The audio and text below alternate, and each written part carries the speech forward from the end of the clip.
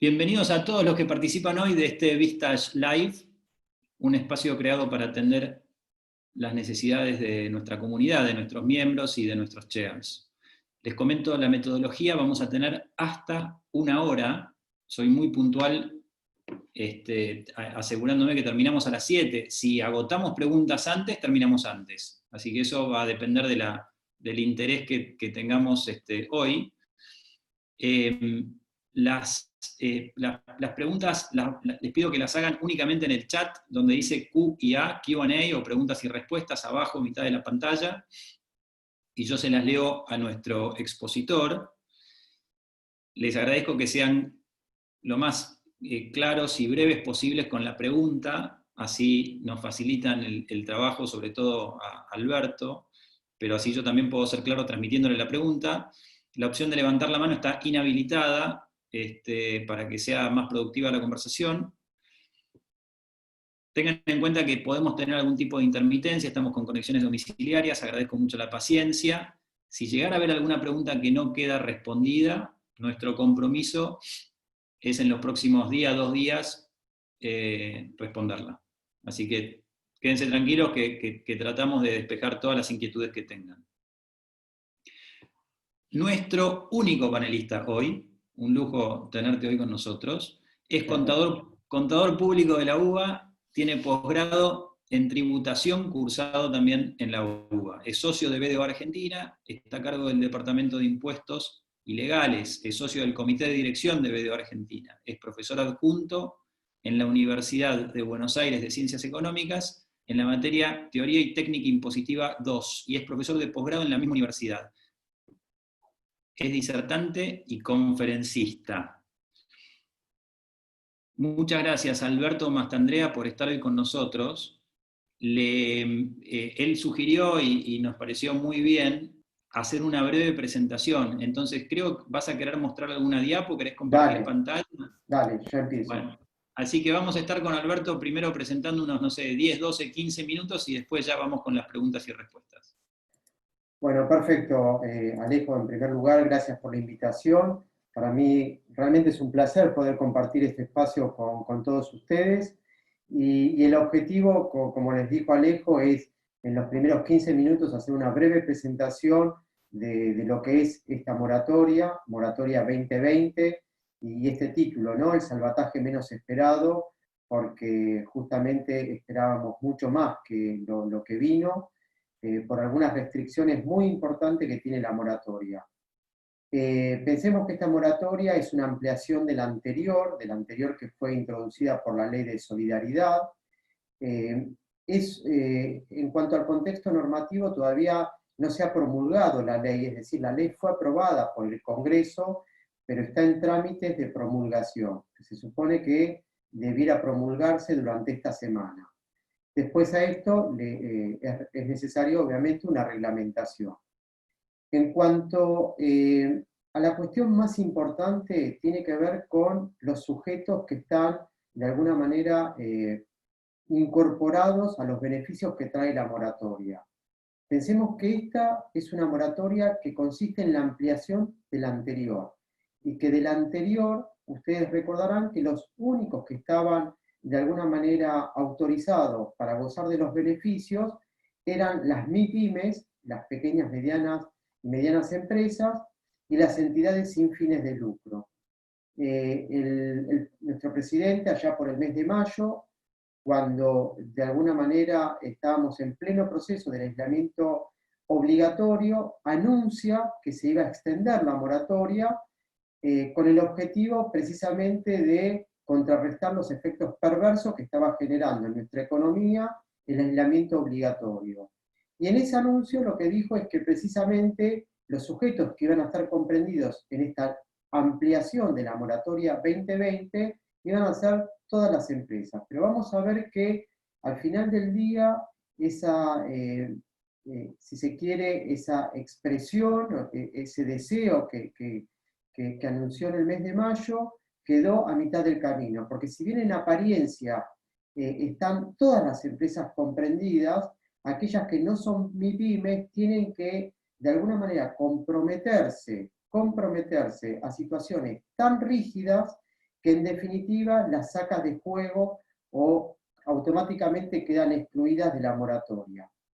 La moratoria, si uno quisiera abordarla rápidamente, es que como que contempla la posibilidad de incorporar a 3 tipos de sujetos, a las que son o a las que hemos denominado nosotros MIPYMES, a las entidades sin fines de lucro y al resto de los sujetos.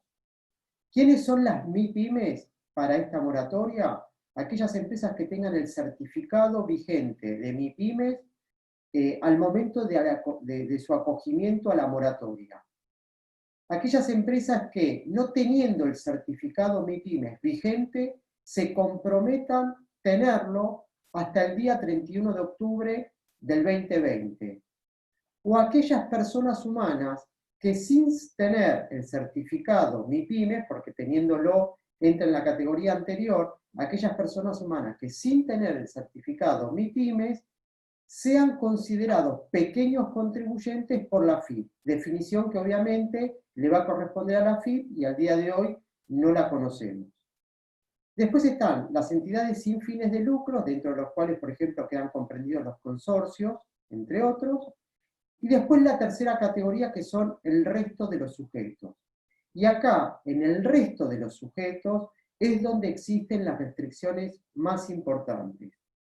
¿Por qué? Porque la norma que está en proceso de promulgación establece que si yo entro dentro de la categoría del resto de los sujetos y tengo activos financieros en el exterior, quedo excluido. De nuevo, si soy una empresa que no estoy en las categorías anteriores, por ejemplo, una empresa grande, una empresa que es MIPYMES, pero que no logró tener el certificado MIPYMES, o una persona humana que no quede comprendida dentro de los pequeños contribuyentes que defina la AFIP, lo que establece la norma es, si esos sujetos tienen activos financieros en el exterior, no pueden incluirse en la moratoria, salvo que decidan repatriar el 30% de los activos financieros que tienen en el exterior. Ya sabemos que hubo una medida similar para el impuesto sobre los bienes personales. Ustedes recordarán que el impuesto sobre los bienes personales sobre los bienes del exterior quedaron grabados a una alícuota del 2,25%, excepto que el sujeto que los tuviera decidiera repatriar el 5%. Decidiera repatriar el 5%. Obligando a repatriar el 5%, esa medida no fue exitosa. Hubo muy pocos casos de sujetos que decidieron repatriar.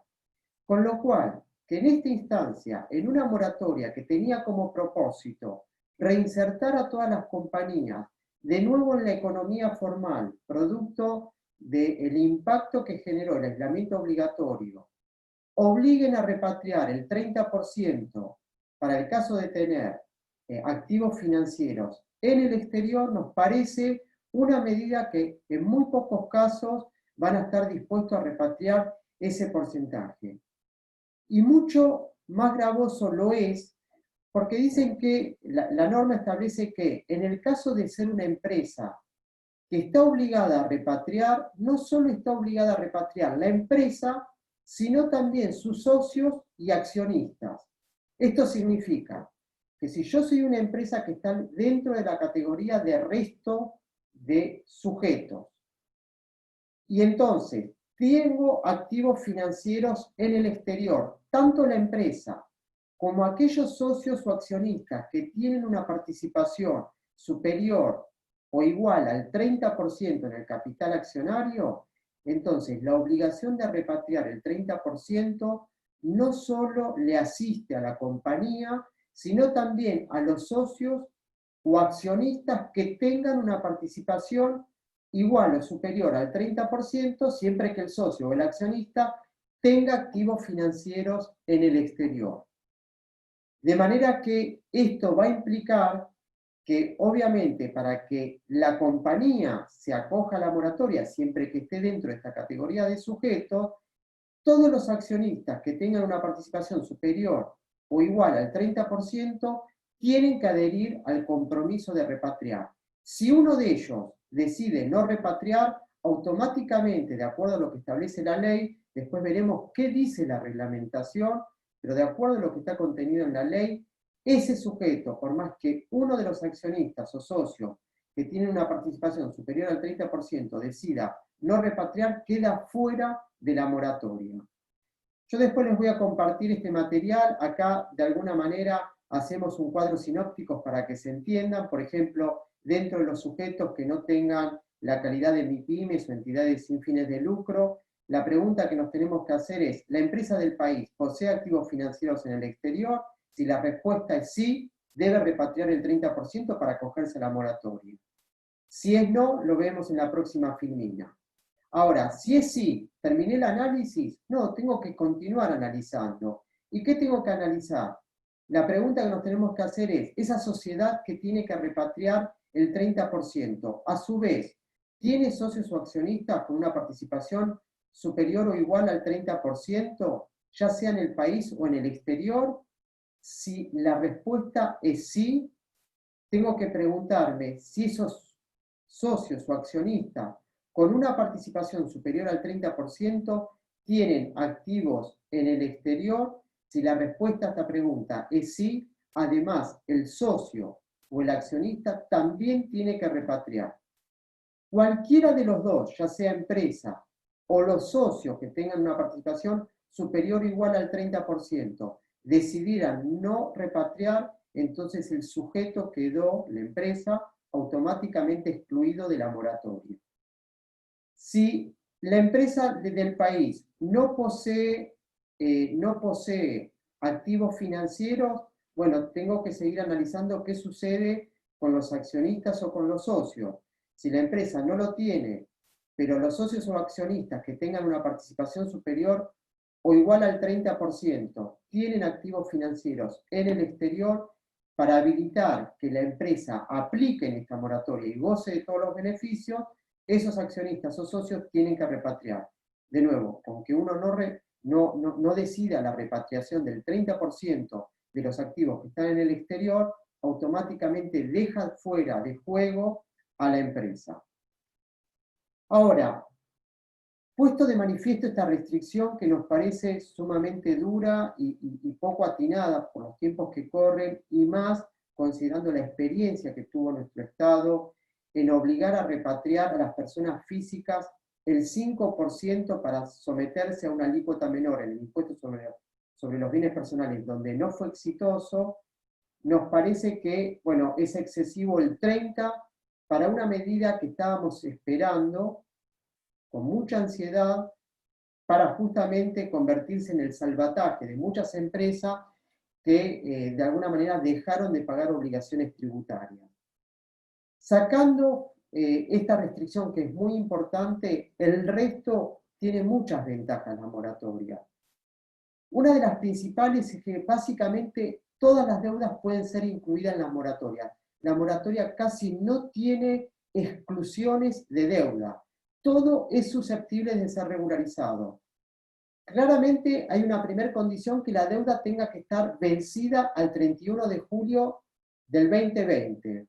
Y esta es otra crítica, porque si el motor de esta moratoria fue precisamente permitirle a las compañías que como consecuencia del aislamiento obligatorio no pudieron pagar sus impuestos, la pregunta que nos hacemos es, al 31 de julio, ¿terminaron los efectos perversos del aislamiento obligatorio? ¿La economía argentina volvió a ser lo que era antes del aislamiento obligatorio? Claro que no. Estamos finalizando en el mes de agosto y hay muchas actividades que aún no pudieron de alguna manera superar este aislamiento obligatorio, con lo cual también que hayan permitido solo regularizar deudas vencidas al 31 de julio del 2020 y no darle la facultad al Poder Ejecutivo a que amplíe este plazo, también nos parece, si se quiere, un despropósito con relación a lo que se estaba esperando. Y otra de las cosas que también es una crítica tiene que ver con el plazo de acogimiento.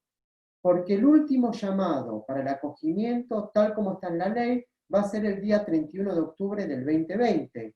Y claramente va a haber muchas empresas que a esta fecha no van a poder asumir el compromiso de hacer un pago a cuenta o de hacer los pagos mensuales que correspondan al plan de facilidades de pago. Esta fecha, por decreto de necesidad y urgencia, el Poder Ejecutivo sí podría correrla. Es decir, podría establecer que en vez del plazo de acogimiento sea el 31 de octubre, sea el 31 de diciembre. La que va a ser difícil que corra por decreto de necesidad y urgencia es la posibilidad de regularizar deudas vencidas a una fecha ulterior al 31 de julio del 2020. Se va a requerir una modificación de la ley. Fíjense en que en cuanto a exclusiones objetivas básicamente no hay, solamente quedó la RT, la obra social o el seguro de vida obligatorio.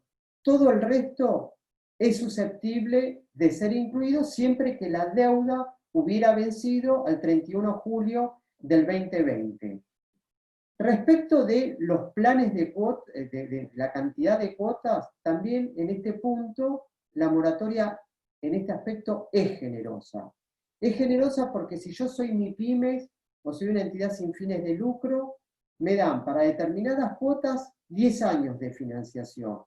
Mientras que si soy una compañía que no soy MIPYME y que aceptó repatriar si tiene activos financieros en el exterior, o que no pasó por ese filtro porque definitivamente no tenía activos financieros en el exterior, ni ella ni los socios o accionistas con una participación superior al 30%, bueno, para la mayoría de las obligaciones le van a dar 96 cuotas, excepto que sean aportes de la Seguridad Social o retenciones y percepciones en general, en cuyo caso para las MIPYMES son 5 años de un plan de financiación o 48 cuotas para el resto de los contribuyentes.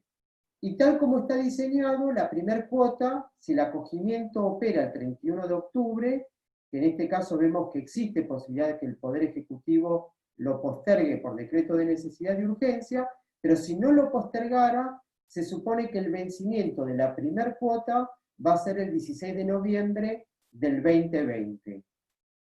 En cuanto a las condiciones de caducidad, tal como está definido en la norma, esto también en algún aspecto es muy duro de la moratoria, porque esto aplica para todos, para MIPYMES o para grandes compañías.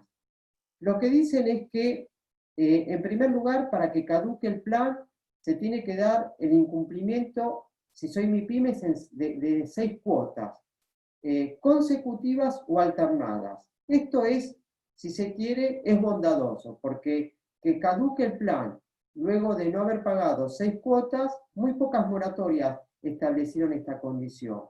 Pero la condición que es muy dura, y ahí queremos destacarlo, es que se va a caer el plan de facilidades de pago si la empresa que se acogió o los accionistas de la empresa que se acogió, en tanto el socio o el accionista, tenga una participación superior o igual al 30%, decidiera transferir activos que están en el país al exterior. O que, teniendo activos en el exterior, compren otros activos financieros en el exterior. Y esto, reitero, aplica tanto para las MIPYMES como para las grandes compañías, no solo para las grandes, también para las MIPYMES. Y esto lo que obliga es que antes de decidir si lo vamos a financiar en 120 cuotas, de alguna manera pensemos esta cláusula, porque esta cláusula impide de alguna manera, aunque seamos MIPYMES, a comprometerme a no transferir activos financieros al exterior o que los socios o accionistas de esa MIPYMES lo hagan o inclusive que enajenen y compren nuevos activos financieros que ya estaban en el exterior. Para el resto de los contribuyentes, para las empresas grandes, tienen condiciones mucho más duras para que no se les caiga el plan. Por ejemplo, tienen imposibilidad de distribuir dividendos y utilidades por el término de 2 años, no pueden acceder al MULC, de alguna manera al mercado único y libre de cambio para pagar los conceptos que ustedes están viendo en pantalla. Esto es para el resto, no para todos. Y no pueden utilizar el mecanismo de contado con liquidación por 24 meses, tampoco estos contribuyentes. Para pasar a las preguntas, cuáles son los más y los menos que vemos de la moratoria. Las cosas positivas, la ampliación de conceptos a regularizar, porque básicamente no quedó nada afuera. Todo lo podemos regularizar, siempre que el vencimiento hubiera operado con anterioridad al 31 de julio del 2020. Las condonaciones, hay beneficios muy importantes en cuanto a condonación de intereses resarcitorios y de sanciones. No se condonan el 100% de los intereses, pero se llega a condonar, de acuerdo a la antigüedad de la deuda, hasta un 90% de los intereses resarcitorios que podíamos estar adeudando. Otra cuestión positiva es la cantidad de cuotas que están previstas en los planes de facilidades de pago.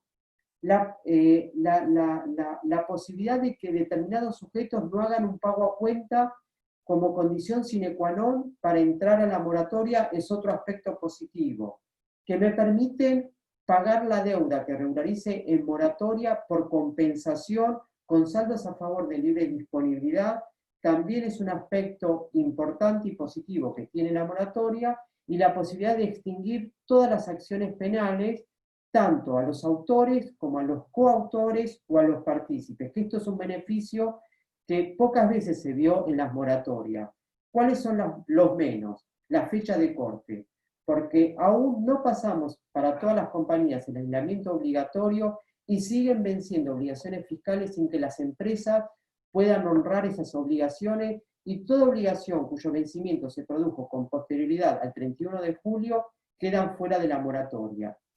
Otra cuestión que hace como aspecto negativo la obligación de repatriar para determinados sujetos, la definición de activos financieros, que es algo que ojalá que surjan en las preguntas, escasos beneficios a los sujetos cumplidores. Esta moratoria, entre otras novedades, establece que, bueno, si yo no me acojo a la moratoria porque no tengo deudas y tengo todas mis declaraciones juradas presentadas desde el 1 de enero del 2017, perdón, del 2007 a la fecha, voy a tener un beneficio, pero el beneficio es muy, muy escaso y solo aplica para determinados sujetos. La tasa de interés de financiación de los planes de facilidades de pago es un aspecto negativo, porque están tomando como tasa de financiación la tasa Badlar para los bancos privados, que siempre la tasa de financiación de las moratorias fueron inferiores a la tasa Badlar, y después las restricciones financieras que, si se quiere, de llegar a utilizarla, importa la caducidad de los planes de facilidades de pago.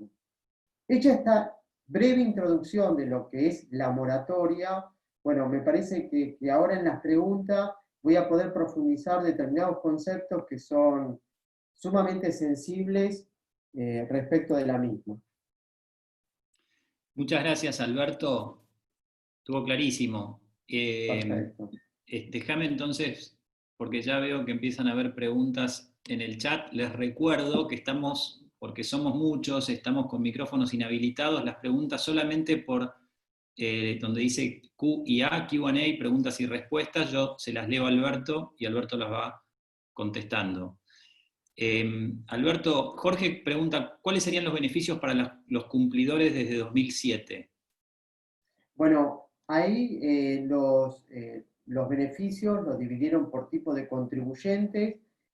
Hay beneficios para los monotributistas, que es eximirlo del componente impositivo por las próximas cuotas hasta una suma total de 17.000 pesos. Es decir, el beneficio nunca puede superar para los monotributistas en una suma que supere los 17.000 pesos. Ahora, para las personas humanas que no sean monotributistas y que sean sujetos del impuesto a las ganancias, el beneficio como buen cumplidor es que nos permiten, de alguna manera, una deducción adicional de 60.000 pesos. Una deducción adicional de 60.000 pesos, el beneficio concreto es 18.000, porque es la tasa máxima por los 60.000 pesos. Con lo cual, fíjense, en los monotributistas, el beneficio por haber cumplido desde el año 2007 a hoy solo representa 17.000 pesos. En el caso de las personas humanas inscriptas en el impuesto a las ganancias, el beneficio por haber tenido una conducta intachable representa como máximo 18.000 pesos.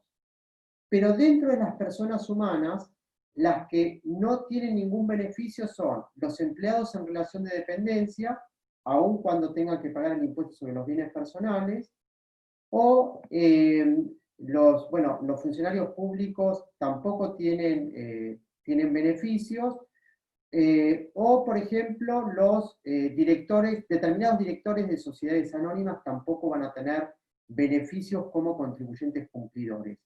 Donde es un poco más importante el beneficio son para las MIPYMES.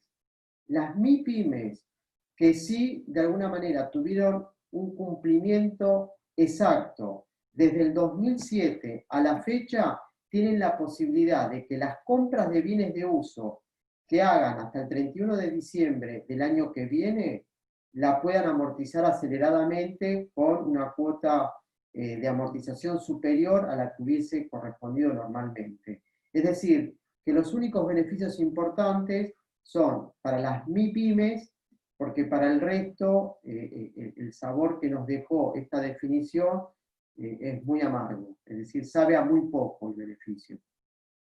Ok, muchas gracias.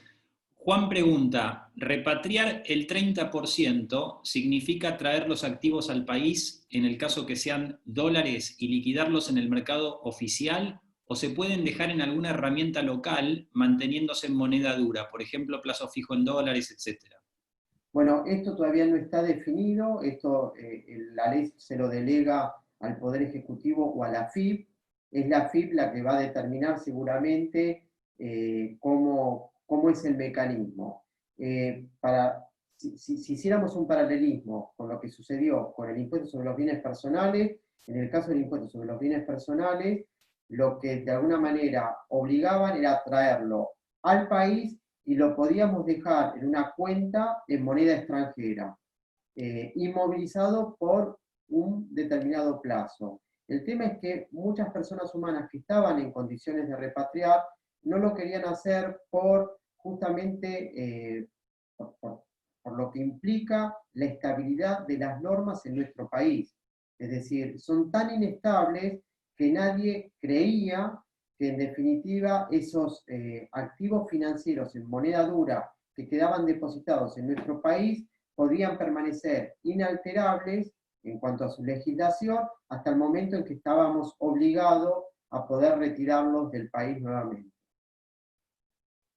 Muchas gracias. Ricardo tiene un par de preguntas. La primera es, para una MIPYME, un dueño con depósitos en el exterior, ¿esto entra?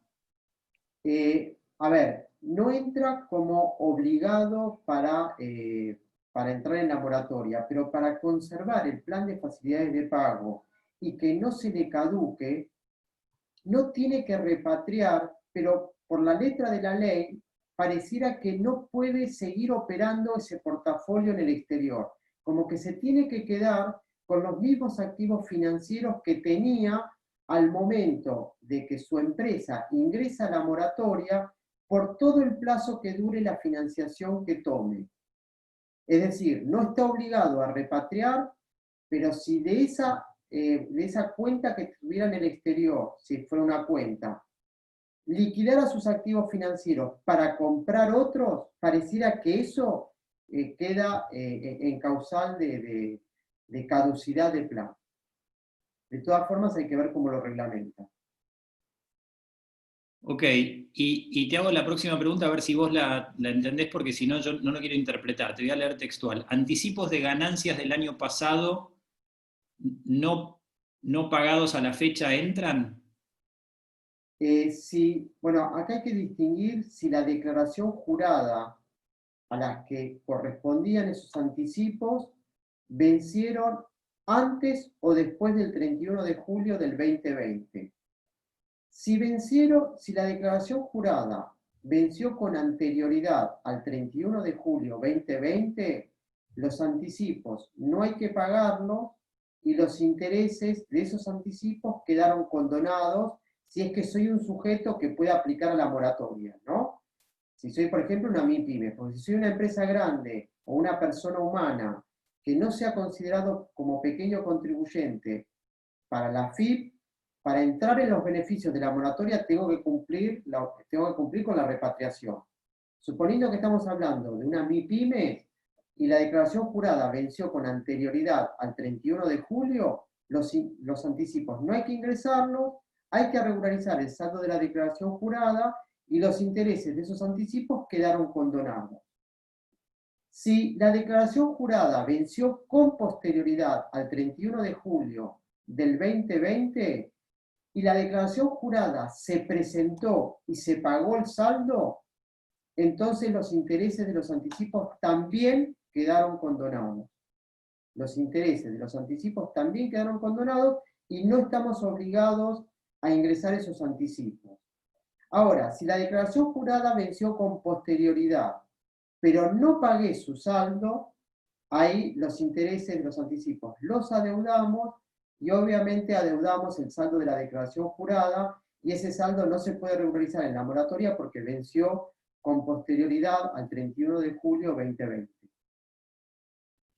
Ok, déjame hacerte una pregunta que me entra por Workplace, que tiene que ver con la estrategia tributaria que vos estás viendo en tus clientes, porque vos debes estar, digamos, tu perfil de cliente es muy parecido al perfil de las personas que nos están escuchando y de miembros vistas, ¿no? ¿Cuál es la estrategia tributaria o no sé, las 2 o 3 más comunes que vos estás viendo? Porque, por ejemplo, yo he escuchado, pero no sé cuán común es esto, de empresarios que están diciendo que no van a pagar el impuesto y van a discutirlo como confiscatorio. Claro.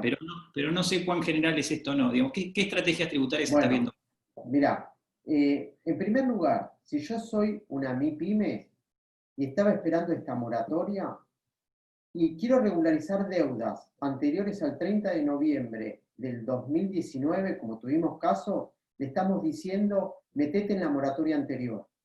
Esta nueva no te sirve porque tenés condiciones muy duras. Entonces, si vos lo que querías regularizar son deudas anteriores, vencidas con anterioridad a noviembre del 2019, metete en la moratoria que está venciendo el 31 de agosto. Esto es en cuanto a la recomendación respecto de la moratoria. Si eran deudas posteriores al 30 de noviembre, la moratoria anterior no te sirve. Ahora, en cuanto a lo que es la planificación fuera de la moratoria, como vos decís, Alejo, estos vencimientos, más precisamente los de personas humanas, generó un contexto casi generalizado en el mercado de que muchas personas humanas con activos financieros en el exterior decidieron no pagar el impuesto sobre los bienes personales a la alícuota del 2,25. ¿Qué estrategias utilizaron y acompañamos? En primer lugar, considerar que esa alícuota del 2,25 era confiscatoria. ¿Por qué era confiscatoria? Y bueno, porque precisamente si yo tenía que pagar el impuesto sobre los activos del exterior al 2,25, amputaban una parte sustancial de la renta que esos activos financieros generaron en el exterior. Después hay otro grupo de personas humanas que dijeron no voy a discutir la confiscatoriedad, pero voy a perder la residencia, porque hasta acá llegué con nuestro país, siento que la voracidad fiscal está en aumento, que se desplegaron muchas estrategias para no pagar bienes personales, con lo cual los pocos que quedemos en el radar vamos a ser castigados doblemente porque obviamente el presupuesto nacional necesita recursos. Y entonces esos recursos van a ser básicamente recaudados entre los pocos que queden sometidos al gravamen. Y una tercera estrategia que requiere, como en cualquiera de las dos anteriores, toda una elaboración, es constituir un trust irrevocable en el exterior sobre los activos financieros o sobre los bienes en general que estén en el exterior. El tema es que uno tiene que ser cuidadoso porque constituir un trust irrevocable significa desapoderarse de esos bienes y que esos bienes queden para la próxima generación. Es decir, si soy el padre de familia que está colocando esos bienes que pueden no ser totales, sino una parte de mi patrimonio que tengo en el exterior, lo coloco en un trust irrevocable en el exterior, bueno, ya al ser irrevocable, esos bienes no pueden volver a mí ni a mi esposa.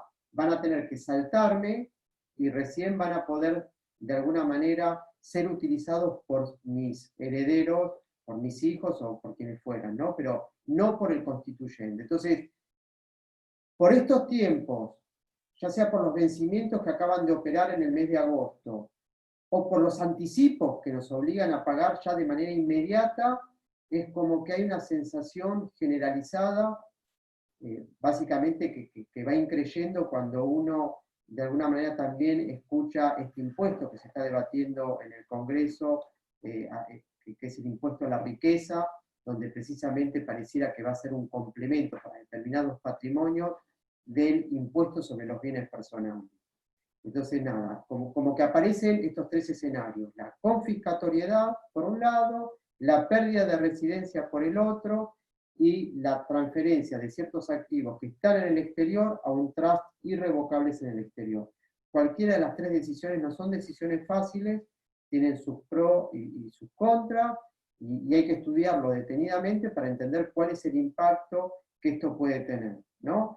Y en este primer grupo de gente que estaba decidida a discutir la confiscatoriedad, muchos lo hacían aún teniendo la convicción que esto en la justicia tal vez se pierda, pero por la lentitud de la justicia tal vez se pierda dentro de 3 o 4 años, y entonces en ese tiempo tenga la posibilidad de bajarme de esa discusión con otra moratoria, porque Argentina recurrentemente cada 2 años lanza al mercado una moratoria muy generosa. Entonces me dicen: mira, Alberto, yo dentro de 2 o 3 años me bajo de la discusión y con la mitad de los dólares que necesitaba para pagar hoy el impuesto, termino toda una discusión. Y entonces no emprendo una discusión con la posibilidad de ganar dentro de 5 o 6 años, sino es que de alguna manera en algún momento me sorprende otra moratoria y me bajo de la discusión pagando solo el capital. Está clarísimo y muchas gracias por la respuesta. Nicolás pregunta: al ingresar en mis facilidades de pago dentro de AFIP, existen diferentes planes de pagos vigentes. ¿Cuál es el que corresponde a esta moratoria de la que estamos hablando? ¿Es la que corresponde a la ley 27.541? Sí, primero tengamos en cuenta que esta ley todavía no fue promulgada, es decir, fue aprobada por el Congreso, pero está en el trámite en donde el Congreso se la gira al Poder Ejecutivo y el Poder Ejecutivo tiene que promulgarla o vetar algunos artículos. Estamos en ese intermedio. Esta moratoria es la ampliación de la ley 27.541. El plan de facilidades de la ley 27.541 que hoy ustedes están viendo en la página de AFIP es la que permite regularizar deudas solo hasta el 30 de noviembre 2019. Cuando esta ley entre en vigencia, que para que entre en vigencia se tiene que promulgar, se tiene que publicar, bueno, recién ahí y luego de ser reglamentada, va a estar de alguna manera dispuesta como un plan alternativo. Iván dice, respecto a las obligaciones que se encontraban en un plan de pagos permanente que caducó en agosto 2020, ¿entraría en la moratoria? Las obligaciones tienen vencimiento anterior al 31 de julio. Sí, todos los planes de facilidades de pago, caducos o no, con anterioridad al 31 de julio o con posterioridad, como es el caso que plantea, van a poder refinanciarse e ingresar en esta moratoria siempre que ese plan tenga deudas cuyos vencimientos operaron con anterioridad al 31 de julio, que es el caso que nos preguntan. Pero si yo quiero refinanciar un plan permanente que tiene deuda cuyo vencimiento fue posterior, cuyo vencimiento de las obligaciones que estoy regularizando fueron posterior al 31 de julio 2020, esos son los únicos que no se van a poder reformular. Otra pregunta es si afecta el acceso al mercado de cambios para pago de importaciones. No, para el pago de importaciones no. Para el pago de importaciones no. Solamente afecta para las grandes empresas si quieren pagar importaciones de servicios, determinadas importaciones de servicios, como por ejemplo asistencia técnica, licencia, etcétera, etcétera, pero no para importaciones de bienes. Ricardo pregunta, ¿para cuándo prevés la reglamentación? Bueno, se supone que la publicación de la ley tendría que ser esta semana o los primeros días de la semana siguiente, con lo cual en el término de la primera quincena de septiembre tendría que estar reglamentada, porque pensemos que el último llamado, salvo que el Poder Ejecutivo por decreto de necesidad y urgencia lo corra, es el 31 de octubre del 2020, con lo cual a las empresas hay que darle al menos un mes y medio para acogerse, con lo cual estamos previendo que al 15 de septiembre esté la reglamentación y que a partir de ese momento tengamos todas las reglas claras como para decidir si nos acogemos o no a esta moratoria. Tengo entre el chat y Workplace 3 preguntas más. Si aprovechen para preguntar, que nos queda un ratito antes de las 7. Si agotamos preguntas, terminamos antes. Gaby pregunta, ¿cuáles son los beneficios de reformular un plan vigente, entre paréntesis plan permanente, de IVA 02 y 03 2020? Se pagaron 2 cuotas, ¿me conviene la reformulación? Bueno, ahí lo que habría que ver es, bueno, obviamente si soy una MIPYME, es posible que me convenga si yo como MIPYME o mis socios no tienen activos financieros en el exterior. ¿Por qué podría ser que me convenga? Primero porque en vez de cancelarlo en pocas cuotas, lo voy a poder cancelar hasta en 120 cuotas, es decir, a 10 años. Tal vez por el monto no me dé a 10 años porque seguramente va a haber una cuota mínima, pero bueno, la posibilidad de esta moratoria, entre otros beneficios, lo que permite es un plan de financiación en cuanto a cantidad de cuotas muy generosa. Lo que pasa es que esa generosidad no es tal si la empresa que quiere hacer uso del mismo o sus socios o accionistas con una participación igual o superior al 30% tienen activos financieros en el exterior, porque van a tener que dejar de operar con esos activos financieros. Es decir, no van a estar obligadas a repatriarla, pero no van a poder hacer ventas y compras de otros activos nuevos. ¿Los planes de facilidades de pago existentes pueden ser reformulados en la moratoria? Sí, siempre que las deudas hubieran vencido con anterioridad al 31 de julio 2020. Las contribuciones de servicio doméstico No están excluidas, por lo tanto también se pueden regularizar en esta moratoria, siempre que sea un sujeto que no tenga estas condiciones restrictivas, ¿no? Estoy por ahora sin preguntas. ¿Qué querés agregar vos, Alberto, que te parezca importante que no te estemos preguntando? No, mira, acá creo que lo más importante tiene que ver con la obligación de repatriar o la posibilidad de que se me caduque el plan por el hecho de comprar activos financieros en el exterior con dinero que está en el exterior. Yo creo que si la posibilidad de incorporar a grandes empresas a la moratoria no fue en apariencia, sino que quisieron realmente darle un plan de salvataje, lo tendrían que reglamentar tan restrictivamente para que sean muy pocos los obligados a repatriar. Porque el umbral para repatriar es muy alto. Y yo creo que van a haber pocos casos que estén dispuestos a repatriar, salvo que justo estén en un proceso de tener que invertir y entonces repatriar el 30% no le implica una decisión importante. Ahora, tal como está redactado, inclusive pareciera que están obligados a repatriar tanto los accionistas directos como indirectos. Entonces la pregunta es, hasta qué nivel de accionistas tenemos que llegar? Es decir, si hubiera, por ejemplo, 3 niveles de accionistas, porque la sociedad local tiene una empresa holding, detrás de esa empresa holding hay otra empresa holding, y recién en el cuarto eslabón hay una persona humana.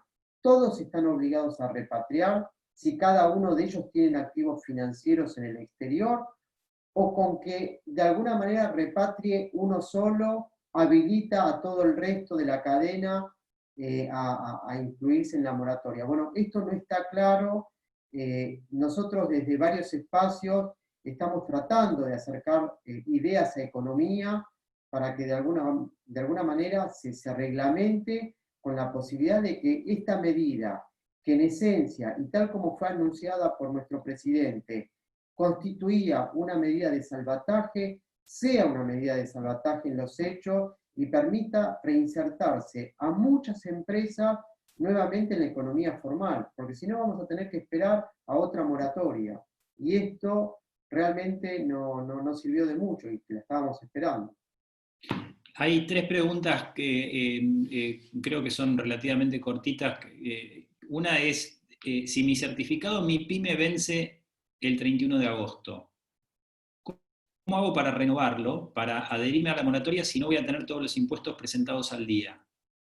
Bueno, ese es un problema. Es muy posible que la Secretaría automáticamente renueve los certificados y no nos obliguen a iniciar nuevamente el trámite, pero nada, si hubiera vencido y no hay una renovación automática, eso constituye un problema, porque como tengo incumplimientos, si no los renuevan automáticamente no me va a salir el certificado, entonces lo que voy a tener que hacer es entrar a la moratoria en condición de MIPYME condicional, diciendo, yo no tengo el certificado, pero me comprometo que ingreso a la moratoria, supongamos a mediados de septiembre, regularizo todo y al 31 de octubre obtengo el certificado.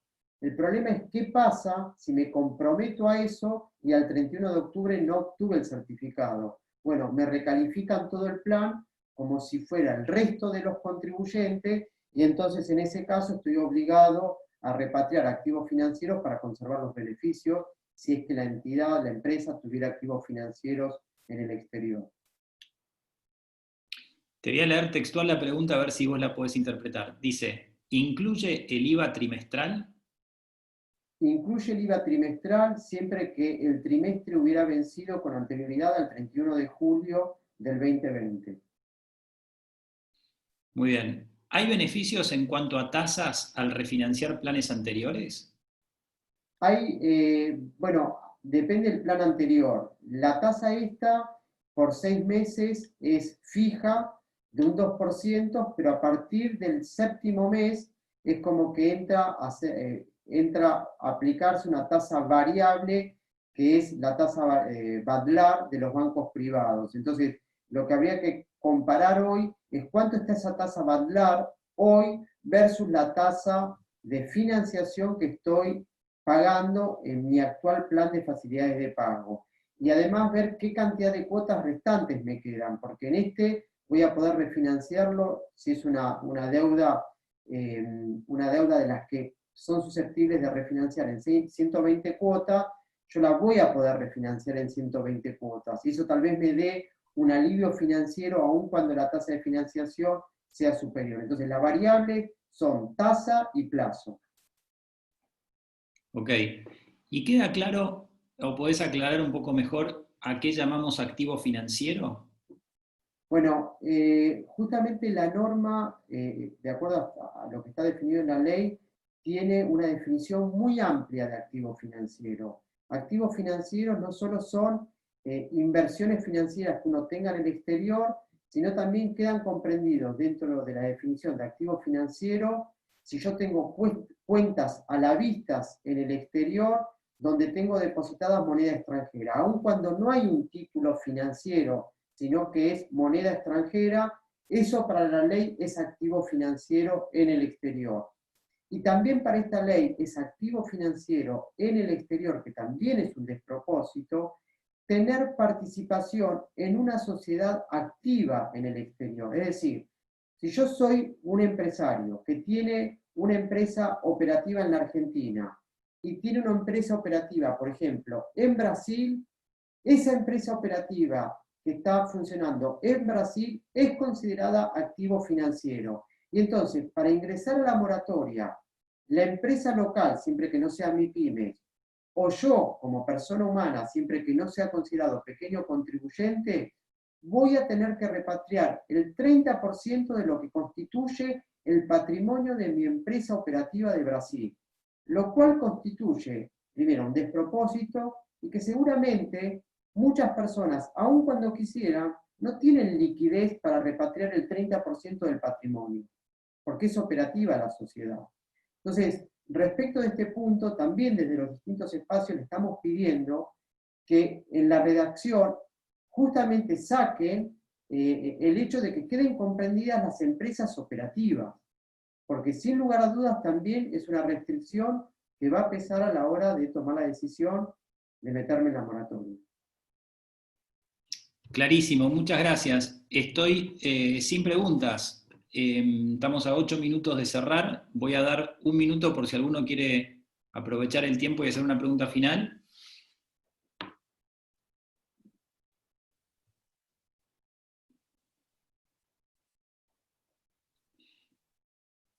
Mientras tanto, mientras esperamos el minuto final, un aspecto que también introduce esta ley, que es una mala noticia para todos como contribuyentes, es que suspenden un año de la prescripción. Es decir, ustedes saben que el fisco tiene 5 años para reclamar las deudas que uno tuviera como persona humana de impuestos. Esta ley dispone que aún cuando no me acoja, se suspende por un año la prescripción de las obligaciones tributarias o previsionales, con lo cual el fisco tiene un año más para reclamar esas deudas. Esto también es un aspecto criticable de la moratoria, porque solamente debieran quedar suspendidas las obligaciones de aquellos contribuyentes que se acojan a la moratoria, no de todos. Hay un comentario, porque varios que te estamos escuchando, digamos, da para tener una conversación sobre esto, ¿no? Pero bueno, te leo lo que uno posteó en el chat que dice, como es habitual, en vez de simplificar, complican la situación. Totalmente. Por eso hay quienes sostienen que la posibilidad de acogerse en esta moratoria para las grandes empresas es en apariencia, porque la hicieron tan compleja que solamente las MIPYMES se van a poder acoger siempre que ella y sus accionistas o sus socios no tengan activos financieros, porque inclusive para ella, para conservar y que no caduque el plan de facilidades de pago, no van a poder operar con esos activos financieros. Ok, está clarísimo. Alberto, muchísimas gracias, como siempre, No, un por gusto favor. tenerte, realmente. Agradezco a todos los que nos escucharon hoy. Si a alguno le queda alguna pregunta por responder, no duden en postearla en nuestra mesa de ayuda en Workplace, porque está para eso. Así que por más que nos vayamos del aire ahora, queremos asegurarnos que despejamos las inquietudes que puedan tener. Nuevamente, Alberto, muchísimas gracias. No, un placer y a disposición, como siempre. Bueno, que estén muy bien. Buenas noches. Hasta luego. Chao, buenas noches. Gracias.